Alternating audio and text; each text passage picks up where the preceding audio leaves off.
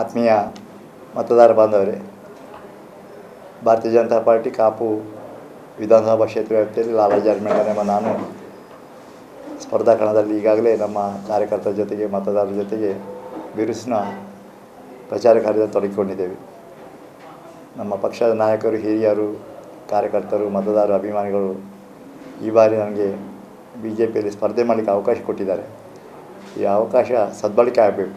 ಆ ಹಿನ್ನೆಲೆಯಲ್ಲಿ ನಮ್ಮೆಲ್ಲ ಕಾರ್ಯಕರ್ತರು, ಮತದಾರರು ಮನೆ ಮನೆಗೆ ಭೇಟಿ ಕೊಟ್ಟು ಮತಯಾಚನೆ ಮಾಡ್ತಾ ಈ ಬಾರಿ BJP ಗೆಲ್ಲಿಸಿ ಎಂಬ ಧ್ಯೇಯವಾಕ್ಯದೊಂದಿಗೆ ಸರ್ಕಾರವನ್ನು ಬದಲಾಯಿಸಬೇಕು, ಒಂದು ದುರಾಡಳಿತವನ್ನು ಕೊನೆಗೊಳ್ಳಬೇಕೆಂಬ ಒಂದು ಹಿನ್ನೆಲೆಯಲ್ಲಿ ಬಹಳ ಪರಿಶ್ರಮದಿಂದ ನಮ್ಮ ಕಾರ್ಯಕರ್ತರು ಈ ಬಾರಿ ಒಳ್ಳೆಯ ಕೆಲಸ ಕಾರ್ಯ ಮಾಡ್ತಾಯಿದ್ದಾರೆ.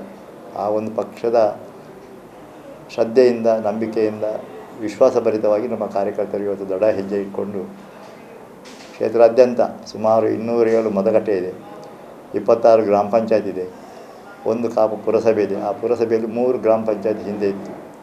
ಈ ರೀತಿಯಲ್ಲಿ ನಮ್ಮೆಲ್ಲ ಕ್ಷೇತ್ರಾದ್ಯಂತ ಓಡಾಟ ಮಾಡಿದಾಗ ಸುಮಾರು 1,83,000 ಮತದಾರರಿದ್ದಾರೆ. ಆ ಹಿನ್ನೆಲೆಯಲ್ಲಿ 80ರಿಂದ 90 ಕಿಲೋಮೀಟರ್ ವ್ಯಾಪ್ತಿ ನಮ್ಮ ಕ್ಷೇತ್ರ ಉದ್ದಗಲ ಇದೆ. ಉಡುಪಿಯ ಮಧ್ಯೆ ನಗರಸಭೆ ಬರೋದ್ರಿಂದಾಗಿ ಆ ನಗರಸಭೆ ವ್ಯಾಪ್ತಿ ಬಿಟ್ಟು ಮತ್ತೆ ಮಣಿಪಾಲ ದಾಟಿದ ನಂತರ ನಮ್ಮ ಬಡಗುಬೆಟ್ಟು, ಅಲೆಬೋರು ಇರ್ಬೋದು, ಹಿರಿಯಡ್ಕ, ಈ ಪ್ರದೇಶ ಎಲ್ಲ ಮತ್ತೆ ಮಣಿಪಾಲ ದಾಟಿ ನಾವು ಹೋಗಬೇಕು. ಹಾಗಾಗಿ ಕ್ಷೇತ್ರ ಬಹಳವಾದಂಥ ಉಡುಪಿ ಜಿಲ್ಲೆಗೆ ಹೋಲಿಕೆ ಮಾಡಿದ ದೊಡ್ಡ ಕ್ಷೇತ್ರ ಇದು. ಹಾಗಾಗಿ ನಮ್ಮ ಈ ಕ್ಷೇತ್ರದ ಜನತೆಯ ಜೊತೆಗೆ ನಾನು ನಿಕಟ ಸಂಪರ್ಕ, ಬಾಂಧವ್ಯ ಇಟ್ಕೊಂಡಿದ್ದರ ಹಿನ್ನೆಲೆಯಲ್ಲಿ BJPಗೆ ಈ ಬಾರಿ ಗೆಲುವಿನ ಅವಕಾಶ ಇದೆ. ನಮ್ಮ ಕಾರ್ಯಕರ್ತರ ಒಂದು ಟೀಮ್ ವರ್ಕ್, ತಂಡವಾಗಿ ಕೆಲಸ ಕಾರ್ಯ ಮಾಡಿದ್ದಾರೆ. ನಮ್ಮ ಪಕ್ಷ ಅಧ್ಯಕ್ಷರಾದ ಸನ್ಮಾನ್ಯ ಪ್ರಕಾಶ್ ಶೆಟ್ಟಿ ಪಾದಿಭೆಟ್ರು ಅವರ ನೇತೃತ್ವದಲ್ಲಿ, ನಮ್ಮ ಪ್ರಚಾರ ಸಮಿತಿ ಅಧ್ಯಕ್ಷರಾದ ಸನ್ಮಾನ್ಯ ಗುರ್ಮೆ ಸುರೇಶ್ ಶೆಟ್ಟಿಯವರು, ನಮ್ಮ ಪಕ್ಷದ ಹಲವಾರು ಮುಖಂಡರು, ಇವತ್ತು ಜಿಲ್ಲಾ ಪದಾಧಿಕಾರಿಗಳಲ್ಲಿ ಮುಖ್ಯವಾಗಿ ಶ್ರೀಯುತ ಕುತ್ಯಾರ್ ನವೀನ್ ಶೆಟ್ಟರವರು ನಮ್ಮ ಪ್ರಧಾನ ಕಾರ್ಯದರ್ಶಿ, ನಮ್ಮ ಕುಯಿಲಾಡಿ ಸುರೇಶ್ ನಾಯ್ಕರವರು ನಮ್ಮ ಪ್ರಧಾನ ಕಾರ್ಯದರ್ಶಿ, ಶ್ರೀಯುತ ಯಶ್ಪಾಲ್ ಸುವರ್ಣ ನಮ್ಮ ಕ್ಷೇತ್ರಕ್ಕೆ ಈಗಾಗಲೇ ಚುನಾವಣೆಯ ಪ್ರಭಾರಿಯಾಗಿ ಕೂಡ ಕೆಲಸ ಕಾರ್ಯ ಮಾಡ್ತಾಯಿದ್ದಾರೆ. ಅದರ ಜೊತೆಗೆ ಹಿರಿಯರಾದ ಕಟ್ಪಾಡಿ ಶಂಕರ್ ಪೂಜಾರಿ ಅವರು, ನಮ್ಮ ಜಿಲ್ಲಾ ಪಂಚಾಯತ್ ಸದಸ್ಯರಾದ ಶ್ರೀಮತಿ ಶಿಲ್ಪಾಜಿ ಸುವರ್ಣರವರು, ಶ್ರೀಯುತ ಶಶಿಕಾಂತ್ ಪಡುಬಿದ್ರಿ ಅವರು, ಶ್ರೀಮತಿ ಗೀತಾಂಜಲಿ ಸುವರ್ಣರು, ನಮ್ಮ ಜಿಲ್ಲಾ ಪಂಚಾಯತ್ ಅಧ್ಯಕ್ಷರಾದ ಶ್ರೀಯುತ ದಿನಕರ್ ಬಾಬುರವರು, ನಮ್ಮ ಜಿಲ್ಲಾ ಪಂಚಾಯತ್ ಉಪಾಧ್ಯಕ್ಷ ಶ್ರೀಮತಿ ಶೀಲಾ ಕೆ ಶೆಟ್ಟಿಯವರು, ಮತ್ತಿತರ ತಾಲೂಕು ಪಂಚಾಯತ್, ಗ್ರಾಮ ಪಂಚಾಯತ್ ಅಧ್ಯಕ್ಷರು, ಸದಸ್ಯರು, ಕಾರ್ಯಕರ್ತರು ಎಲ್ಲರ ಪರಿಶ್ರಮ, ಇಡೀ ಕ್ಷೇತ್ರಾದ್ಯಂತ ಎಲ್ಲ ಕಾರ್ಯಕರ್ತರು ಓಡಾಟ ಮಾಡಿಕೊಂಡು ಇವತ್ತು BJPಯನ್ನು ಗೆಲುವಿನ ಹಂತಕ್ಕೆ ತಂದು ನಿಲ್ಲಿಸಿದ್ದಾರೆ. ಬಹುಶಃ ರಾಜ್ಯದಲ್ಲಿ ಇವತ್ತು ನಮ್ಮ BJPಯ ಗುರಿ 150+ ಅಂತ ಇದೆ. ಬಹುಶಃ ಹಿಂದೆ ಸನ್ಮಾನ್ಯ ನರೇಂದ್ರ ಮೋದಿ ಅವರು ಕೂಡ ಅವರು ದೇಶಕ್ಕೆ ಕರೆ ಕೊಟ್ಟಾಗ, BJPಗೆ ಬೆಂಬಲ ಮಾಡಿ ಅಂತ ಕರೆ ಕೊಟ್ಟಾಗ 272+ ಅಂತ ಹೇಳಿದರು. ಆದರೆ ಜನರು ಬಹಳವಾದ ಒಂದು ಆತ್ಮವಿಶ್ವಾಸದಿಂದ ಸನ್ಮಾನ್ಯ ನರೇಂದ್ರ ಮೋದಿ ಅವರನ್ನು ಫುಲ್ ಮೆಜಾರಿಟಿ, ಪೂರ್ಣ ಬಹುಮತ ಕೊಟ್ಟು 282 ಸ್ಥಾನ ಕೊಟ್ಟಿದ್ದರು. NDA ಗುಂಪಿನಲ್ಲಿ ಮತ್ತೆ ಒಂದು 35-40 ಸೀಟ್ ಬಂದಾಗ 335ವರೆಗೆ ನಾವು ನಮ್ಮ ಗುರಿ ಮುಟ್ಟಿದ್ದೇವೆ. ಬಹುಶಃ ಅದೇ ರೀತಿಯ ಒಂದು ಭರವಸೆಯಿಂದ ಇವತ್ತು ನಮ್ಮ ಕರ್ನಾಟಕದಲ್ಲಿ ಕೂಡ ನಾವು ಏನೊಂದು ವಿಷನ್ 150 ಅಥವಾ ಮಿಷನ್ 150 ಅಂತ ನಾವು ಕರೆ ಕೊಟ್ಟಿದ್ದೇವೆ. ಆ ಸಾಧನೆ ಗುರಿ ಮುಟ್ಟಲಿಕ್ಕೆ ಖಂಡಿತವಾಗಿ ಪ್ರಾಮಾಣಿಕವಾಗಿ ನಮ್ಮ ಗುರಿಯನ್ನು ತಲುಪ್ತೇವೆ ಎಂಬ ಒಂದು ವಿಶ್ವಾಸ ಇದೆ. ಆ ಹಿನ್ನೆಲೆಯಲ್ಲಿ ಈ ಚುನಾವಣೆ ಒಂದು ಬಹಳ ನಿರೀಕ್ಷೆ ಇಟ್ಕೊಂಡಂಥ ಚುನಾವಣೆ. ನಮ್ಮ ರಾಷ್ಟ್ರೀಯ ನಾಯಕರು ಸನ್ಮಾನ್ಯ BJP ಅಧ್ಯಕ್ಷರಾದ ಅಮಿತ್ ಶಾ ಅವರ ನೇತೃತ್ವದಲ್ಲಿ, ಅದೇ ರೀತಿ ಸನ್ಮಾನ್ಯ ನಮ್ಮ ದೇಶದ ಪ್ರಧಾನಮಂತ್ರಿ ನರೇಂದ್ರ ಮೋದಿ ಅವರು, ಸನ್ಮಾನ್ಯ ಉತ್ತರ ಪ್ರದೇಶ ಮುಖ್ಯಮಂತ್ರಿ ಯೋಗಿ ಆದಿತ್ಯನಾಥ್ರವರು, ಹೀಗೆ ತುಂಬ ಜನ ನಮ್ಮ ಪ್ರಮುಖ ನಾಯಕರೆಲ್ಲ ಇವತ್ತು ಚುನಾವಣಾ ಕಣದಲ್ಲಿದ್ದಾರೆ. ಈ ಚುನಾವಣಾ ಕಣ ಇಷ್ಟು ಮಹತ್ವ ಪಡೆಯೋದಕ್ಕೆ ಕಾರಣ ಇನ್ನೊಂದು ಇದೆ. ಯಾಕಂದರೆ ಈ ಚುನಾವಣೆ ನಮ್ಮ ರಾಜ್ಯದ ದಿಕ್ಸೂಚಿಯನ್ನೇ ಬದಲಾಯಿಸುವಂಥ ಚುನಾವಣೆ. ಈ ಚುನಾವಣೆ ನಮ್ಮ ದೇಶಕ್ಕೆ ಒಂದು ಸೆಮಿಫೈನಲ್ ಚುನಾವಣೆ. ಯಾಕಂದರೆ ಈ ಚುನಾವಣೆ ಕರ್ನಾಟಕ ವಿಧಾನಸಭಾ ಚುನಾವಣೆ. ನಮ್ಮ ವಿಧಾನಸಭಾ ಚುನಾವಣೆ ಮುಗಿದ ಕೂಡಲೇ ಲೋಕಸಭೆಯ ತಯಾರಿ ಪ್ರಾರಂಭ ಆಗ್ತದೆ. 2019ಕ್ಕೆ ನಾವು ಲೋಕಸಭೆಗೆ ಚುನಾವಣೆಗೆ ಹೋಗುವಾಗ ಈ ಚುನಾವಣೆ ನಮಗೆ ಒಂದು ಸೆಮಿಫೈನಲ್ ಅಂತ ನಮ್ಮ ಕರ್ನಾಟಕ ಜನತೆ ತಿಳ್ಕೊಂಡಿದ್ದಾರೆ. ಮುಂದೆ ಸನ್ಮಾನ್ಯ ನರೇಂದ್ರ ಮೋದಿ ಇನ್ನೊಂದು 10-20 ವರ್ಷ ನಮ್ಮ ದೇಶವನ್ನು ಆಳಬೇಕು, ಅವರ ನೇತೃತ್ವದಲ್ಲಿ ನಮ್ಮ ಸರ್ಕಾರ ಇರಬೇಕೆಂಬ ದೃಢ ನಿಶ್ಚಯ ಇವತ್ತು ಯುವ ಜನತೆಯಲ್ಲಿದೆ. ಸನ್ಮಾನ್ಯ ನರೇಂದ್ರ ಮೋದಿ ಆಡಳಿತ ವೈಖರಿ, ದೇಶ ಉಳಿದರೆ ನಾವು ಉಳಿತೇವೆ, ದೇಶ ಭದ್ರಾದರೆ ನಮಗೆಲ್ಲರಿಗೂ ಕೂಡ ಸುಕ್ಷೇಮ ಎಂಬ ಒಂದು ಮನಸ್ಸಿನ ದೃಢ ನಿಶ್ಚಯ ನಮ್ಮ ಯುವ ಜನತೆಯಲ್ಲಿದೆ. ಬಹುಶಃ ಅಂಥ ಒಬ್ಬ ದೇವತಾ ವ್ಯಕ್ತಿತ್ವ ಹೊಂದಿದಂಥ ಒಬ್ಬ ನಾಯಕರು ನಮಗೆ ಸಿಕ್ಕಿದ್ದೇ ನಮಗೆ ಪುಣ್ಯ. ಅದನ್ನು ನರೇಂದ್ರ ಮೋದಿ ಅವರು ಮಾಡಿ ತೋರಿಸಿದ್ದಾರೆ. ನಮ್ಮ ನಾಯಕರು ಕೂಡ ಸನ್ಮಾನ್ಯ ಯಡಿಯೂರಪ್ಪ ನೇತೃತ್ವದಲ್ಲಿ ನಮ್ಮ ರಾಜ್ಯದಲ್ಲಿ ಹಿಂದೆ BJPಯಲ್ಲಿ ಒಳ್ಳೆಯ ಆಡಳಿತ ಕೊಟ್ಟಿದ್ದೇವೆ 5 ವರ್ಷ. ಇದು ಸುವರ್ಣ ಯುಗದ ಆಡಳಿತ. ಎಲ್ಲ ನಮ್ಮ ಕರಾವಳಿ ಜನತೆಗೆ, ಇಡೀ ರಾಜ್ಯ ಜನತೆಗೆ ಯಡಿಯೂರಪ್ಪರ ಸರ್ಕಾರ ಒಂದು ಅಭಯ ಹಸ್ತ ರೀತಿಯಲ್ಲಿ ನಮ್ಮೆಲ್ಲ ಬೇಕು ಬೇಡಗಳನ್ನೆಲ್ಲ ಜನರ ಜೊತೆಗೆ ಸ್ಪಂದಿಸಿ ರೈತಾಪಿ ನಾಯಕರು ಜೊತೆಗೆ ಎಲ್ಲ ವರ್ಗದ ಸರ್ವಸ್ಪರ್ಶಿ ಸರ್ವವ್ಯಾಪಿ ಈ ಹಿನ್ನೆಲೆಯಲ್ಲಿ ನಮಗೆ ಜನತೆ ಒಳ್ಳೆಯ ಆಶೀರ್ವಾದ ಮಾಡಿದಾಗ ನಮ್ಮ ಕ್ಷೇತ್ರ ಗಟ್ಟಿಯಾಗಿದೆ. ನನ್ನಲ್ಲಿ ಕೂಡ ಸಾಕಷ್ಟು ಒಳ್ಳೊಳ್ಳೆಯ ಕಾಮಗಾರಿ ಮಾಡಲಿಕ್ಕೆ ಯಡಿಯೂರಪ್ಪರ ಆಶೀರ್ವಾದ ಇತ್ತು. ಈ ಬಾರಿ ಕೂಡ ಮತ್ತೆ ಆಶೀರ್ವಾದ ಜನತೆ ಕೊಡ್ತಾರೆ. ಮುಂದಕ್ಕೆ ನಮಗೆ ಒಂದು ಒಳ್ಳೆಯ ಭವಿಷ್ಯ ಇದೆ ಅಂತೇಳಿ ನಾವು ಭಾವಿಸ್ಕೊಂಡಿದ್ದೇವೆ. ನಮ್ಮ ಸನ್ಮಾನ್ಯ ಕ್ಷೇತ್ರ ಶಾಸಕರಾಗಿರುವಂಥ ಸನ್ಮಾನ್ಯ ವಿನಯ್ ಕುಮಾರ್ ಸೊರಕೆ ಬಹಳ ಅಬ್ಬರವಾಗಿ ಕಾಪುಗೆ ಪ್ರವೇಶ ಮಾಡಿದರು. ಬಂದ ಕೂಡಲೇ ನಮ್ಮ ಮೊದಲಾಗಿ ಅವರಿಗೆ ಅದೃಷ್ಟವಶಾತ್ ಅವರಿಗೆ ನಗರಾಭಿವೃದ್ಧಿ ಖಾತೆ ಸಚಿವ ಸ್ಥಾನ ಸಿಕ್ಕಿತು. ಆ ನಗರಾಭಿವೃದ್ಧಿ ಖಾತೆಯಲ್ಲಿ ಒಳಚರಂಡಿ ವ್ಯವಸ್ಥೆ, ನೀರಿನ ವ್ಯವಸ್ಥೆ ಎಲ್ಲ ಅವರಿಗೆ ಬೇಕಾದಷ್ಟೆಲ್ಲ ಅದಕ್ಕೆ ಮಾಹಿತಿ ಗೊತ್ತಿತ್ತು. ಆ ಒಂದು ಹಿನ್ನೆಲೆಯಲ್ಲಿ ನಮ್ಮ ಗ್ರಾಮೀಣ ಪ್ರದೇಶಕ್ಕೆ ನಗರಾಭಿವೃದ್ಧಿಯ ಯೋಜನೆಯ ಸವಲತ್ತು ಕೊಡಲಿಕ್ಕೆ ಆಗೋದಿಲ್ಲ. ಆಗ ಅವರಿಗೆ ಕಣ್ಣಿಗೆ ಬಿದ್ದದ್ದು ಕಾಪು ಪುರಸಭೆ ಮಾಡಬೇಕೆಂಬ ಒಂದು ದೃಷ್ಟಿಕೋನ. ಬಹುಶಃ ಇದಕ್ಕಿಂತ ದೊಡ್ಡ ಪಂಚಾಯತ್ 34 ಸದಸ್ಯರಿರುವಂಥ ಶಿರುವ ಪಂಚಾಯತ್ ಇದೆ, 33 ಸದಸ್ಯರಿರುವಂಥ ಪಡಬಿದ್ರಿ ಪಂಚಾಯತ್ ಇದೆ. ಅದನ್ನು ಪಟ್ಟಣ ಪಂಚಾಯತ್ ಮಾಡಬೇಕೆಂಬ ಒಂದು ಪ್ರಯತ್ನ ನಮ್ಮ ಕಡೆಯಿಂದ ಆಗಿತ್ತು. ಆದರೆ ಇಲ್ಲಿಯ 3 ಪಂಚಾಯತನ್ನು ಒಗ್ಗೂಡಿಸಿಕೊಂಡು ಕಾಪು ಪುರಸಭೆ ಮಾಡಿದರು. ಆರಂಭದಲ್ಲಿ 150 ಕೋಟಿ ರೂಪಾಯಿ ತರ್ತೇವೆ ಅಂತೇಳಿ ಭಾಳ ಸುಳ್ಳು ಭರವಸೆ ಕೊಟ್ಟು ಜನರನ್ನು ಮರಳು ಮಾಡಿದರು. ಅದರ ಜೊತೆಗೆ ಏನೇನೆಲ್ಲ ಅವರ ಕಲ್ಪನೆಯನ್ನು ನಮ್ಮ ಮುಂದೆ ಇಟ್ಟರು. ಜನತೆ ಸ್ವಲ್ಪ ಇಲ್ಲಿಯ ಜನರು ಒಮ್ಮೆ ಪುರಸಭೆ ಆಗ್ತದೆ ಅಂತೇಳಿ ಆಶಾಭಾವನೆಯಿಂದ ಒಂದು ಭಾಳ ನಿಕಟ ಸ್ಪರ್ಧೆಯಲ್ಲಿ BJP 11 ಸ್ಥಾನ, ಕಾಂಗ್ರೆಸ್ 12 ಸ್ಥಾನ, ನಮ್ಮದೊಂದು 4 ಸ್ಥಾನ ಬರೀ 4-5-6 ಓಟು ಅಂತರದಲ್ಲಿ ನಾವು ಸೋತಿದ್ದೇವೆ. ಒಂದು ಕಡೆ 5 ಓಟು, ಒಂದು ಕಡೆ 6 ಓಟು, ಒಂದು ಕಡೆ 14 ಓಟು, ಒಂದು ಕಡೆ 20 ಓಟು. ಹೀಗೆ 4 ಸ್ಥಾನ ನಮ್ಮ ಒಂದು ಕೊರತೆಯಿಂದಾಗಿ ನಮ್ಮ ಪುರಸಭೆ ಕೈ ತಪ್ಪಿ ಹೋಯಿತು. ಆದರೆ ಅದನ್ನು ಅವರು ಯಾವತ್ತು 150 ಕೋಟಿ ಅಂತ ಸುಳ್ಳು ಆಶ್ವಾಸನೆ ಕೊಟ್ಟು ಜನತೆಯ ಮುಂದೆ ಇಟ್ಟಿದ್ದರು. ನಾವು ಅಧಿಕೃತವಾದ ಮಾಹಿತಿ ಹಾಕೋ ಪ್ರಕಾರ ಅಂಕಿಅಂಶ ತಗೊಂಡಾಗ ಕಳೆದ ಅಕ್ಟೋಬರಲ್ಲಿ ನಮಗೆ ಸಿಕ್ಕಿದಂಥ ಮಾಹಿತಿಯಲ್ಲಿ ಸುಮಾರು ಈಗ ಪುರಸಭೆ ಬಂದು 2 ವರ್ಷ ಆಯಿತು. ಬರೀ 25 ಕೋಟಿಯ ಕಾಮಗಾರಿ ಮಾತ್ರ ಮಾಡಿದ್ದು. ಅದು ಕೂಡ ಕೇಂದ್ರದ ಯೋಜನೆಯಲ್ಲಿ ಮೊನ್ನೆ ನಮ್ಮ ಲೋಕಸಭಾ ಸದಸ್ಯೆ ಶೋಭಾ ಕರಂದ್ಲಾಜೆಯವರು ಸುಮಾರು 58 ಕೋಟಿಯಷ್ಟು ಹಣ ನಮ್ಮ ಕಾಪುವಿನ ಅಭಿವೃದ್ಧಿಯಲ್ಲಿ CRF ಫಂಡಿಂದ, ಕೇಂದ್ರ ರಸ್ತೆ ನಿಧಿಯಿಂದ ನಮಗೆ ತಂದಿದ್ದರು. ಅಂಥ ಕಾಮಗಾರಿಯನ್ನು ಕೂಡ ಗುದ್ದಲಿ ಪೂಜೆ ಮಾಡಿಕೊಂಡು ಅದರ ಬ್ಯಾನರ್ ಹಾಕಿಸ್ಕೊಂಡು ಪ್ರಚಾರಕ್ಕೆ ಇಟ್ಟಿಸ್ಕೊಂಡು ಅದರ ಕ್ರೆಡಿಟ್ ತಗೊಳ್ಳಿಕ್ಕೆ ಕೂಡ ಪ್ರಯತ್ನ ಮಾಡಿದರು. ಅದು ಜನತೆಗೆ ಗೊತ್ತಿದೆ ನಮ್ಮ ಕಾಮಗಾರಿಯ ಬಗ್ಗೆ. ಅಥವಾ ನಾನು ಹಿಂದೆ ಶಾಸಕನಾಗಿದ್ದಾಗ 13 ಗ್ರಾಮ ಪಂಚಾಯತಿಗೆ ಸುವರ್ಣ ಗ್ರಾಮ ಕೊಟ್ಟಿದ್ದೆ. ಕೋಟ್ಯಾಂತರ ರೂಪಾಯಿ ನಮ್ಮ ಗ್ರಾಮಕ್ಕೆ ನಾನು ತಂದಿದ್ದೆ. ಅಂಥ ಸುವರ್ಣ ಗ್ರಾಮವನ್ನು ಕೂಡ ಉದ್ಘಾಟನೆ ಮಾಡುವಂಥ ಅವಕಾಶ ಒಂದು 4-5 ಪಂಚಾಯತಿಗಳಿಗೆ ನಮ್ಮ ಸೊರಕೆಯವರಿಗೆ ಸಿಕ್ಕಿತ್ತು. ಅಲ್ಲಿಯ ಜನತೆ ಅದು BJP ಪಂಚಾಯತ್ ಇದ್ದ ಹಿನ್ನೆಲೆಯಲ್ಲಿ ನನ್ನನ್ನು ಕೂಡ ಕಾರ್ಯಕ್ರಮ ಕರೆದಿದ್ದರು. ಆಗ ಅಲ್ಲಿ ಒಂದು ರೀತಿಯ ಒಂದು ಬಹಳವಾದಂಥ ಒಂದು ಅಸೂಯೆಯ ಮಾತನ್ನು ಅವರು ಅಲ್ಲಿ ಹೇಳ್ತಾಯಿದ್ರು. ಎಲ್ಲಿ ಕಡೆ ಹೋದಾಗ ಕೂಡ ಇದು ಲಾಲಾಜಿ ಮೆಂಡನ್ ಅವರ ಅವಧಿಯಲ್ಲಿ ನಮಗೆ ಹಣ ಮಂಜೂರಾತಿಯಾಗಿ ಕಾಮಗಾರಿ ನಾವು ಮಾಡಿದ್ದೇವೆ ಅಂತೇಳಿ ನನ್ನನ್ನು ಗೌರವಿಸಿ ಸನ್ಮಾನಿಸಿದಾಗ ಲಾಲಾಜಿ ಅವರ ಕೈಯಲ್ಲಿ ತಂದದಲ್ಲ, ಅವರ ಮನೆಯಿಂದ ತಂದದಲ್ಲ ಅಂತೇಳಿ ಕೂಡ ಅಪಹಾಸ್ಯ ಮಾಡುವಂಥ ರೀತಿಯಲ್ಲಿ ದೂಷಣೆ ಮಾಡ್ತಾಯಿದ್ರು. ಶಿಫಾರಸು ಮಾಡಿ 99% ವರ್ಕ್ ಆದ ಕಾಮಗಾರಿ ಉದ್ಘಾಟನೆ ಮಾಡಲಿಕ್ಕೆ ಅವಕಾಶ ಅವರಿಗೆ ಸಿಕ್ಕಿತ್ತು. ಅಂಥ ಹಿನ್ನೆಲೆಯಲ್ಲಿ ಎಷ್ಟು ಸ್ವಲ್ಪ ಅದರ ಜೊತೆಗೆ ಈಗಾಗಲೇ ಕಾಪು ಕ್ಷೇತ್ರ ಒಳ್ಳೆಯ ತಾರತಮ್ಯ ರೀತಿಯ ಅವರ ಕಾರ್ಯವೈಖರಿ ಇದೆ. ಎಲ್ಲಿ BJP ಪಂಚಾಯತ್ ಇದೆ ಅಲ್ಲಿ ಯಾವುದೇ ಕಾಮಗಾರಿ ಕೊಟ್ಟಿಲ್ಲ. ಉದಾಹರಣೆಗೆ ಎಲ್ಲೂರು ಪಂಚಾಯತಿಗೆ ಅವರು 5 ವರ್ಷದಲ್ಲಿ ಶಾಸಕರಾಗಿ ಅವರ ಅವಧಿ ಮುಗಿತಾ ಬಂತು. ಇತ್ತೀಚೆಗೆ ಮೊನ್ನೆ 4-5 ಕಡೆಗಳಲ್ಲಿ ಗುದ್ದಲಿ ಪೂಜೆ ಮಾಡಲಿಕ್ಕೆ ಶುರು ಮಾಡಿದರು. ಹಿಂದೆ ನಾವು ಮಾಹಿತಿ ಹಾಕಿ ತಗೊಂಡಾಗ ಬರೀ ಒಂದು 5-10 ಲಕ್ಷ ರೂಪಾಯಿ ಕಾಮಗಾರಿ ಮಾತ್ರ ಆಗಿತ್ತು. ಅದು ಕೂಡ ಒಬ್ಬಲ್ಲಿಯ ಕಾಂಗ್ರೆಸ್ ಕಾರ್ಯಕರ್ತರು ಮನೆಗೆ ಹೋಗೋ ದಾರಿಗೆ ಅವರು ಕಾಂಕ್ರೀಟ್ ಮಾಡಲಿಕ್ಕೆ ನೋಡಿದರು. ಆದರೆ ಉಳಿದ ಯಾವುದೇ ಕಾಮಗಾರಿ ಅವರ ಕಡೆಯಿಂದ ಬಂದಿಲ್ಲ. ಇಂಥ ತುಂಬ ಕಡೆ ಒಂದು ರೀತಿಯ ಒಡೆದಾಡುವ ರೀತಿಯ ರಾಜಕೀಯ ಕಾರ್ಯಕರ್ತರನ್ನು ಪರಸ್ಪರ ಘರ್ಷಣೆ ಮಾಡಿಸಿ ಆ ರೀತಿಯ ಚೆಂದ ನೋಡುವಂಥ ಸ್ಥಿತಿ ಕೂಡ ಇತ್ತು. ಎಷ್ಟೋ ಅವರ ಪ್ರಮುಖ ಕಾರ್ಯಕರ್ತನಿಗೆ ಅವರು ನಿರ್ಲಕ್ಷ್ಯ ಮಾಡಿ ಕಡೆಗಣಿಸಿದಿಂದಾಗಿ ಅದರ ಬೆಲೆ ಅವರಿಗೆ ತೆರ್ತಾರೆ. ಖಂಡಿತವಾಗಿ ಜನತೆ ಅವರಿಗೆ ಪಾಠ ಕಲಿಸ್ತಾರೆ. ಅವರನ್ನು ಮತ್ತೆ ಅವರ ಪುತ್ತೂರಿಗೆ ಕಳಿಸಲಿಕ್ಕೆ ಜನತೆ ಸಿದ್ಧರಾಗಿದ್ದಾರೆ. ಬರಿ ಕೈಯಲ್ಲಿ ಹೋಗುವಂಥ ಸ್ಥಿತಿ ಅವರಲ್ಲಿ ಇದೆ.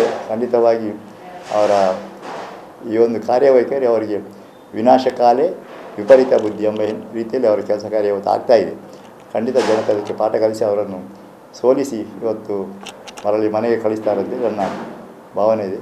ಅವರ ಅಪಪ್ರಚಾರ ಇರ್ಬೋದು, ಸುಳ್ಳು ಆಶ್ವಾಸನೆ ಇರ್ಬೋದು, ಅಥವಾ ಎಲ್ಲ ಕಡೆ ಕೂಡ 1700 ಕೋಟಿ ರೂಪಾಯಿ ತಂದಿದೆ ಅಂತ ಹೇಳ್ತಾರೆ. ಯಾರಾದರೂ ಸರ್ವೆ ಮಾಡಿ ಅಥವಾ ಒಂದು ಕಾಮಗಾರಿಯ ಬಗ್ಗೆ ಒಂದು ಅಧ್ಯಯನ ಮಾಡಿ ವರದಿ ಕೊಡಲಿ, ಆಗ ನಿಜ ಬಣ್ಣ ಖಂಡಿತವಾಗಿ ಹೊರಗೆ ಬರ್ತದೆ. ಸುಳ್ಳು ಆಶ್ವಾಸನೆ ಇನ್ನೆಷ್ಟು ದಿವಸ ನಡೆಯೋದಿಲ್ಲ ಅಂತೇಳಿ ಜನತೆ ಕೂಡ ತೀರ್ಮಾನ ಮಾಡ್ತಾರೆ. ನಾನು ಬಹುಶಃ ಶಾಸಕನಾಗಿದ್ದಾಗ ಅಥವಾ ಒಬ್ಬ ಕಾರ್ಯಕರ್ತನಾಗಿ ಕೂಡ ನಮ್ಮ ಹೆಜ್ಮಾಡಿ ಮೀನುಗಾರಿಕೆ ಬಂದರ ಬಗ್ಗೆ ನಮಗೆ ತುಂಬ ಒಂದು ಆಶೆ ಇಟ್ಕೊಂಡು ಕನಸಿನ ಕೂಸದು ಅದು ಹೇಗಾದರೂ ಮಾಡಿ ತಂದೆ ತರ್ತೇನೆ ಅಂತೇಳಿ ದೃಢ ನಿಶ್ಚಯದಿಂದ ನಾನು ಹೊರಟವ. ಇದಕ್ಕಾಗಿ ನಾನು ಹಿಂದೆ ಶಾಸಕನಾಗಿದ್ದಾಗ ಕೂಡ ಯಜಮಾಡಿ ಮೀನುಗಾರಿಕೆ ಬಂದರದ ಆ ಭಾಗದ ಮೀನುಗಾರ ನಿಯೋಗ ಇಟ್ಕೊಂಡು ಪೂರ್ಣದ ನಮ್ಮ ಇಡೀ ರಾಷ್ಟ್ರೀಯ ಮಟ್ಟದಲ್ಲಿ ಎಲ್ಲ ಬಂದರುಗಳು ನೀರಿನ ನಕಾಶೆ ತಯಾರು ಮಾಡುವವರು ಪೂರ್ಣದ ಒಂದು ಸಂಸ್ಥೆ. ಆ ಪೂರ್ಣಕ್ಕೆ ಕರ್ಕೊಂಡೋಗಿ ಅಲ್ಲಿ ಅಧ್ಯಯನ ತಂಡವನ್ನು ಮತ್ತೆ ನಮ್ಮ ಯಜಮಾನಿಗೆ ಕರೆತಂದು ಇಲ್ಲಿ ಅಧ್ಯಯನ ಮಾಡಿ ಸಾಕಷ್ಟು ಅದರ ವರದಿ ಕೊಟ್ಟಿದ್ದೇವೆ. ಆ ವರದಿ ಆಧಾರದಲ್ಲೇ ಮುಂದೆ ನಮಗೆ ಹಣ ಬಿಡುಗಡೆ ಆಗ್ತಿದೆ.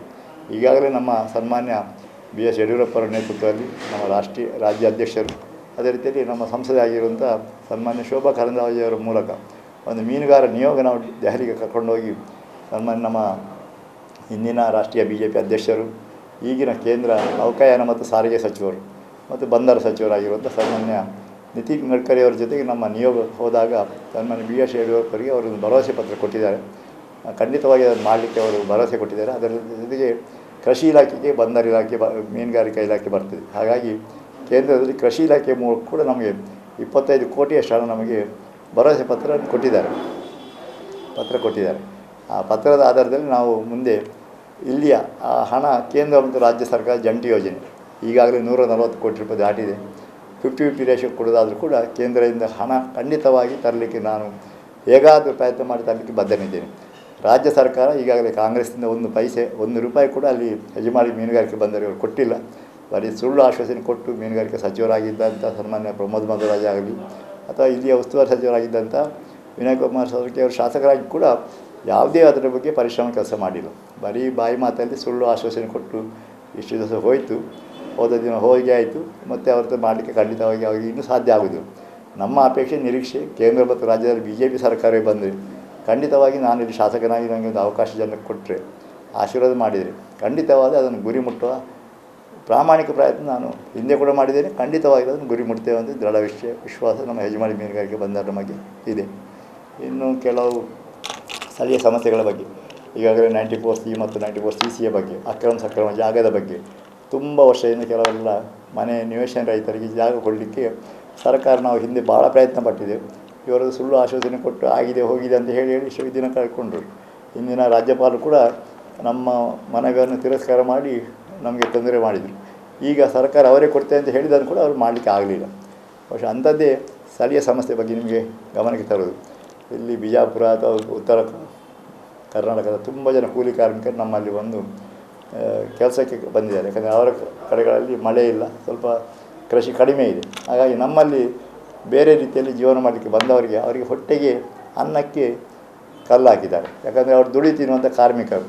ದುಡಿಯು ತಿನ್ನುವ ಕಾರ್ಮಿಕರಿಗೆ ನಮ್ಮ ನದಿ ನೀರಲ್ಲಿ ಮಣ್ಣು ತೆಗೆಯುವಂಥ ಅಥವಾ ಮರಳು ತೆಗೆಯುವಂಥ ಒಂದು ಪ್ರಕ್ರಿಯೆಗೆ ಜಿಲ್ಲಾಡಳಿತ ಮತ್ತು ಕರ್ನಾಟಕ ಸರ್ಕಾರ ತಡೆ ಒಡ್ಡಿ ಅದಕ್ಕೆ ಸಾಕಷ್ಟು ಕಿರುಕುಳ ಕೊಟ್ಟು ಯಾವುದೇ ಉದ್ಯಮವನ್ನು ಮಾಡದ ರೀತಿಯಲ್ಲಿ ತೊಂದರೆ ಕೊಟ್ಟರು.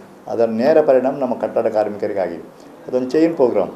ಅದು ರಾ ಮೆಟೀರಿಯಲ್ ಅಥವಾ ಕಚ್ಚಾ ವಸ್ತು, ಮರಳು, ಜಲ್ಲಿ, ಸಿಮೆಂಟು, ಕಲ್ಲು, ಸ್ಟೀಲು, ಈ ರೀತಿಯ ಅದು ಚೈನ್ ಪ್ರೋಗ್ರಾಮ್. ಅಂಥ ಒಂದು ಮುಖ್ಯ ಅದಕ್ಕೆ ಕಚ್ಚಾ ವಸ್ತುವೇ ನಮಗೆ ಸಿಗದ ರೀತಿಯಲ್ಲಿ ಮರಳಿನಿಂದಾಗಿ ಜನ ಕಟ್ಟಡ ಕಟ್ಟಲಿಕ್ಕೆ ಆಗದೆ ತುಂಬ ಕಾರ್ಮಿಕರು ಇವತ್ತು ಹತಾಶರಾಗಿ ವಲಸೆ ಕಾರ್ಮಿಕರಾಗಿ ಬಂದವರು ಮತ್ತೆ ಇಲ್ಲಿ ಕೆಲಸ ಇಲ್ಲದೆ ಬೇರೆ ರಾಜ್ಯಕ್ಕೆ ವಲಸೆ ಹೋಗುವಂಥ ಸ್ಥಿತಿ ಅವರಿಗೆ ಬಂತು. ಬಹುಶಃ ಅಂಥ ಬಡ ಕಾರ್ಮಿಕರ ಹೊಟ್ಟೆಗೆ ಕಲ್ಲಾಗಿದಂಥ ಈ ಕೆಟ್ಟ ಸರ್ಕಾರ. ಅದರ ಜೊತೆಗೆ ಈಗಾಗಲೇ ಕರ್ನಾಟಕ ದುರಾಡಳಿತದಲ್ಲಿ ಸಾಕಷ್ಟು ಹಿಂದೂ ಕಾರ್ಯಕರ್ತರ ಹತ್ಯೆ ಆಗಿದೆ. ಆ ಹತ್ಯೆಗೆ ಪರೋಕ್ಷವಾಗಿ ಕಾಂಗ್ರೆಸ್ನವರು ಬೇರೆ ಬೇರೆ ಕೋಮು ಪ್ರಚೋದನೆ ಮಾಡುವಂಥ ಕೆಲವು ಸಂಘಟನೆಗಳಿಗೆ ಬೆಂಬಲ ಮಾಡಿ ಅವರ ಕೇಸನ್ನು ಯಾವುದೇ ರೀತಿಯಲ್ಲಿ ದಾಖಲಿಸಿದಂಥ ರೀತಿಯಲ್ಲಿ ಅವರಿಗೆ ಪ್ರಚೋದನೆ ಕೊಟ್ಟು ಅಂಥ ಹತ್ಯೆಗೆ ನೇರವಾಗಿ ಕಾಂಗ್ರೆಸ್ ಸರ್ಕಾರ ಬೆಂಬಲ ಮಾಡಿದೆ. ಅದರ ಜೊತೆಗೆ ರೈತರು ಸುಮಾರು 3,000 ಜನ ಆತ್ಮಹತ್ಯೆ ಮಾಡಿಕೊಂಡಿದ್ದಾರೆ. ಬೇರೆ ಬೇರೆ ಜನ ಅಧಿಕಾರಿಗಳು, ಅದು DYSP ಗಣಪತಿ ಇರ್ಬೋದು, ಇನ್ನೊಬ್ಬ ಪೊಲೀಸ್ ಅಧಿಕಾರಿ ಬಂಡಿಯವರು ಇರ್ಬೋದು, ಹಲವಾರು ಜಿಲ್ಲಾಧಿಕಾರಿಗಳು ವರ್ಗಾವಣೆ ಆಗುವುದು, ಅವರಿಗೆ ಕಿರುಕುಳ ಕೊಡುವುದು, ಈ ರೀತಿಯೆಲ್ಲ ನಿರಂತರವಾಗಿ ಕಾಂಗ್ರೆಸ್ಸಲ್ಲಿ ಆಡತ ಆಗ್ತಾಯಿದೆ. ಬಹುಶಃ ಜನತೆ ಇದನ್ನು ರೋಸಿ ಹೋಗಿದ್ದಾರೆ. ನೀವು ಸರ್ಕಾರಿ ಮಟ್ಟದ ಯಾವುದೇ ಅಧಿಕಾರಿಗಳನ್ನು ಕೇಳಿ ನೋಡಿ, ಒಮ್ಮೆ ಈ ಸರ್ಕಾರ ಹೋಗಲಿ ಅಂದರೆ ದೇವರ ಹತ್ರ ಅವರು ಮೊರೆ ಹೋಗ್ತಾರೆ, ಪ್ರಾರ್ಥನೆ ಮಾಡ್ತಾರೆ. ಆ ಮೊರೆಗೆ ಖಂಡಿತವಾಗಿ ಜನ ಇವತ್ತು ಒಂದು ಬದಲಾವಣೆ ತರ್ತಾರೆ, ಪರಿವರ್ತನೆ ಆಗ್ತಾಯಿದೆ. ನಮ್ಮ ಕಾಪುಕ್ಷೇತ್ರದಲ್ಲಿ ಕೂಡ BJP ಗೆಲ್ಲುವಂಥ ದೃಢ ವಿಶ್ವಾಸದಿಂದ ನಾವು ಮುನ್ನಡೆ ಇಡ್ತಾ ಇದ್ದೇವೆ. ಖಂಡಿತವಾಗಿ ಒಂದು ಶುಭವಾರತೆ ಬರುವಂಥ ನಿರೀಕ್ಷೆ ಇಟ್ಕೊಂಡಿದ್ದೇವೆ. ಕಾಪುಕ್ಷೇತ್ರದಲ್ಲಿ ಸುಮಾರು ಒಂದು 25,000ಕ್ಕಿಂತ ಹೆಚ್ಚಿನ ಅಲ್ಪಸಂಖ್ಯಾತರಿದ್ದಾರೆ. ಅದರಲ್ಲಿ ಮುಸ್ಲಿಂ ಮತ್ತು ಕ್ರಿಶ್ಚಿಯನ್ ಸಮುದಾಯವರು. ಈಗಾಗಲೇ ಅವರಲ್ಲಿ ಕೂಡ ಒಂದು ರೀತಿಯ ಪರಿವರ್ತನೆ ಬೇಕು. ಈ ಶಾಸಕರು ಕಾಪುವಿನ ವಿನಾಯಕ್ ಕುಮಾರ್ ಸರ್ಕಾರವನ್ನು ಬದಲು ಮಾಡಬೇಕೆ ಒಂದು ಮೆಸೇಜ್ ಎಲ್ಲ ಕಡೆ ಹೋಗ್ತಾ ಇದೆ. ಒಮ್ಮೆ ಅವರನ್ನು ಅವರ ಊರಿಗೆ ಕಳಿಸಿಕೊಡುವ, ನಾವು ಅವರಿಂದ ಮುಕ್ತಿ ಹೊಂದುವ ಅನ್ನೋ ಭಾವನೆ ಅಲ್ಪಸಂಖ್ಯಾತರಲ್ಲಿ ಕೂಡ ಇದೆ. ಖಂಡಿತವಾಗಿ ಅವರು ಕೂಡ ನಮ್ಮ ಜೊತೆಗೆ ಅದು ಮೋದಿಯ ಅಭಿವೃದ್ಧಿ ಕಾರ್ಯ ಬಗ್ಗೆ ಈಗಾಗಲೇ ವಿದೇಶಗಳಲ್ಲಿ ಅರಬ್ ರಾಷ್ಟ್ರಗಳು ಕೂಡ ಸನ್ಮಾನ್ಯ ನರೇಂದ್ರ ಮೋದಿಯವರು ಹೋದಾಗ ಒಳ್ಳೆಯ ಒಂದು ಭವ್ಯ ಸ್ವಾಗತ ಕೊಟ್ಟಿದ್ದಾರೆ. ಜೊತೆಗೆ ಒಂದು ಅಭಿವೃದ್ಧಿ ಪರ ಚಿಂತನೆಗಳುವಂಥ BJP ಪಕ್ಷ ಮೇಲೆ ಕೂಡ ಯಾರೆಲ್ಲ ಅಭಿವೃದ್ಧಿ ಬಯಸ್ತಾರೆ ಅಂಥ ಅಲ್ಪಸಂಖ್ಯಾತರು ಖಂಡಿತವಾಗಿ BJP ಜೊತೆಗೆ ಬರ್ತಾರೆ. ಬರೀ ಸಣ್ಣ ಸಣ್ಣ ವಿಷಯಕ್ಕೆ ಕೋಮುವಾದವನ್ನು ಎಬ್ಬಿಸಿ ಹಾಕಿ ಇಷ್ಟು ದಿವಸ ಹೋಯಿತು. ಅಂಥದ್ದು ಯಾವುದೇ ಘಟನೆ ಕಾಪಲ್ಲಿ ನಾವು ನಮ್ಮ ಆಡಳಿತದಲ್ಲಿದ್ದಾಗ ಆಗಲಿಲ್ಲ, ಮುಂದೆ ಕೂಡ ಆಗಲಿಕ್ಕೆ ಬಿಡುವುದಿಲ್ಲ. ಹಾಗಾಗಿ ಅಲ್ಪಸಂಖ್ಯಾತರು ಕೂಡ ನಮ್ಮ ಜೊತೆಗೆ ಸ್ಪಂದಿಸ್ತಾರೆ. ನಾನು ಮುಖ್ಯಮಂತ್ರಿಯವರ ಪರಿಹಾರದಿಂದ ಆರೋಗ್ಯಕ್ಕೆ ಸಂಬಂಧಪಟ್ಟಾಗಿ ಎಲ್ಲ ಜಾತಿ ಮತ್ತು ಧರ್ಮದವರಿಗೆ ಕೂಡ ನಾನು ಒಳ್ಳೆಯ ರೀತಿಯಲ್ಲಿ ಬೆಂಬಲ ಕೊಟ್ಟಿದ್ದೇನೆ. ರಾಜ್ಯದಲ್ಲಿ ಆರೋಗ್ಯಕ್ಕೆ ಸಂಬಂಧಪಟ್ಟಾಗಿ ಸುಮಾರು 1,500,000 ಫಲಾನುಭವಿಗಳಿಗೆ, ರೋಗಿಗಳಿಗೆ ಸುಮಾರು 1.5 ಕೋಟಿಗಿಂತಲೂ ಹೆಚ್ಚು ಹಣವನ್ನು ನಮ್ಮ ಸನ್ಮಾನ್ಯ ಮುಖ್ಯಮಂತ್ರಿ ಯಡಿಯೂರಪ್ಪರ ನೇತೃತ್ವದಲ್ಲಿ, ಅದಕ್ಕೆ ಹಿಂದಿನ ಅಂತ ಬೇರೆ 4-5 ಜನ ಮುಖ್ಯಮಂತ್ರಿ ಬಂದಾಗ ಎಲ್ಲರಿಂದ ಕೂಡ ಅದಕ್ಕೆ ಫಲಾನುಭವಿಗಳಿಗೆ ಅದರ ಬೆನಿಫಿಟನ್ನು ತೆಗೆಸಿಕೊಟ್ಟಿದ್ದೇನೆ. ಬಹುಶಃ ಆರೋಗ್ಯಕ್ಕೆ ಸಂಬಂಧಪಟ್ಟಾಗಿ ರಾಜ್ಯದ ನಾನು 2ನೇ ಸ್ಥಾನದಲ್ಲಿ ಅಂಥ ಹಣ ತಂದದರಲ್ಲಿ ಪ್ರಮುಖ ವ್ಯಕ್ತಿಯಾಗಿ ನನ್ನ ಕೆಲಸ ಕಾರ್ಯಕ್ಕೆ ನಾನು ಮಾಡಿ ತೋರಿಸಿದ್ದೇನೆ. ಜನತೆಗೆ, ಬಡ ಜನತೆಗೆ ಜೊತೆ ನಾನು ಸ್ಪಂದಿಸಿದ್ದೇನೆ. ನಮ್ಮ BJP ಅಂತರದ ಪ್ರಮಾಣ ನೋಡೋದಾದರೆ ಸುಮಾರು ರಾಜ್ಯದಲ್ಲಿ BJP 178 ಕಡೆಗಳು ಸೋತಿತ್ತು. BJPಯ 110 ಕಡೆಗಳಲ್ಲಿ BJPಯ ಠೇವಣಿ ಕಳ್ಕೊಂಡಿತ್ತು. ಅಂಥ ಸಂದರ್ಭದಲ್ಲಿ ಕೂಡ ಕಾಪು ಕ್ಷೇತ್ರದಲ್ಲಿ ಬರೀ 1,855 ಮತ ಅಂತರದಿಂದ ಸೋತಿದ್ದೆ. ಬರೀ 1% ಅಂತರದೊಳಗೆ, ಅಂದರೆ 0.09% ಅಂತರದೊಳಗೆ ನಾನು ಸೋತಂಥ ಕ್ಷೇತ್ರ. ನಾನು ಇಷ್ಟವರೆಗೆ ಪಕ್ಷದ ಜೊತೆಗೆ ಕಷ್ಟ ಕಾಲದಲ್ಲಿ BJPನ ಸ್ಪಂದಿಸಿದ್ದೆ. ಯಾವತ್ತೂ ಕೂಡ BJP ಪರವಾಗಿ ನಾನು ಪ್ರಾಮಾಣಿಕವಾಗಿ ದುಡಿದ ಹಿನ್ನೆಲೆಯಲ್ಲಿ, ಅದರ ಜೊತೆಗೆ ಇಡೀ ರಾಜ್ಯದಲ್ಲಿ 224 ವಿಧಾನಸಭಾ ಕ್ಷೇತ್ರಗಳಲ್ಲಿ ಮೊಗವೀರ ಅಭ್ಯರ್ಥಿಗೆ ಒಬ್ಬ ಸಾಮಾನ್ಯ ಕಾರ್ಯಕರ್ತನಾಗಿ ನನ್ನನ್ನು ಜನ ಗುರುತಿಸಿ ನನಗೆ ರಾಜ್ಯ ಜನತೆ ಇವತ್ತು ಅವಕಾಶ ಕೊಟ್ಟಿದ್ದಾರೆ. ಖಂಡಿತವಾಗಿ ನಮ್ಮ ರಾಜ್ಯದಲ್ಲಿ ಈ ರೀತಿಯ ಒಂದು ಅಭಿವೃದ್ಧಿ ಪರ ಉಳ್ಳಂಥ ಪಕ್ಷಕ್ಕೆ BJP ಖಂಡಿತವಾಗಿ ಆಶೀರ್ವಾದ ಮಾಡ್ತಿದೆ. ಕಾಪು ಕ್ಷೇತ್ರ ಕೂಡ ದೊಡ್ಡ ಕ್ಷೇತ್ರ, ಸ್ವಲ್ಪ ಸಮಯಾವಕಾಶ ಕೊರತೆ ಆಯಿತು. ನಮ್ಮ ಅಭ್ಯರ್ಥಿ ಘೋಷಣೆ ಆಗುವಾಗ, ಎಲ್ಲರ ಘೋಷಣೆ ಆದಾಗ ನಮ್ಮದು ಕೂಡ ಸ್ವಲ್ಪ ವಿಳಂಬ ಆಯಿತು. ಆ ಹಿನ್ನೆಲೆಯಲ್ಲಿ ಎಲ್ಲರ ಜನ ಸಂಪರ್ಕ ಮಾಡಲಿಕ್ಕೆ ಆಗಲಿಲ್ಲ ಸ್ವಲ್ಪ. ಆದರೂ ಕೂಡ ನಮ್ಮ ಕಾರ್ಯಕರ್ತರು ಇವತ್ತು ಒಂದು ಟೀಮ್ ವರ್ಕ್ ಆಗಿ ತಂಡವಾಗಿ ಎಲ್ಲ ಜನತೆಯನ್ನು ತಲುಪುವಂಥ ಪ್ರಾಮಾಣಿಕ ಪ್ರಯತ್ನ ಮಾಡ್ತಾಯಿದ್ದಾರೆ. ಕನಿಷ್ಠ 3 ಸುತ್ತು ನಮ್ಮ ಕಾರ್ಯಕರ್ತರು ಪ್ರಚಾರ ಕಾರ್ಯದಲ್ಲಿ ತೊಡಗಿಕೊಂಡ ಹಿನ್ನೆಲೆಯಲ್ಲಿ ಖಂಡಿತವಾಗಿ ಗೆಲುವಿನ ವಾತಾವರಣ ನಿರ್ಮಾಣ ಆಗಿದೆ. BJP ಪರವಾಗಿ ಬರ್ತಾ ಅಂತೇಳಿ ಆಶಾಭಾವನೆ ಇಟ್ಕೊಂಡಿದ್ದಾರೆ. ಗೆಲುವಿನೊಂದಿಗೆ ನೀವು ಕೂಡ ನಮ್ಮ ಜೊತೆಗೆ ಕೈ ಜೋಡಿಸಿ ನಮಗೆ ಆಶೀರ್ವಾದಿಸಿ ಬೆಂಬಲಿಸಿ ಅಂತೇಳಿ ಪ್ರಾರ್ಥನೆ ಮಾಡ್ತಾಯಿದ್ದೀವಿ. ವಂದನೆಗಳು.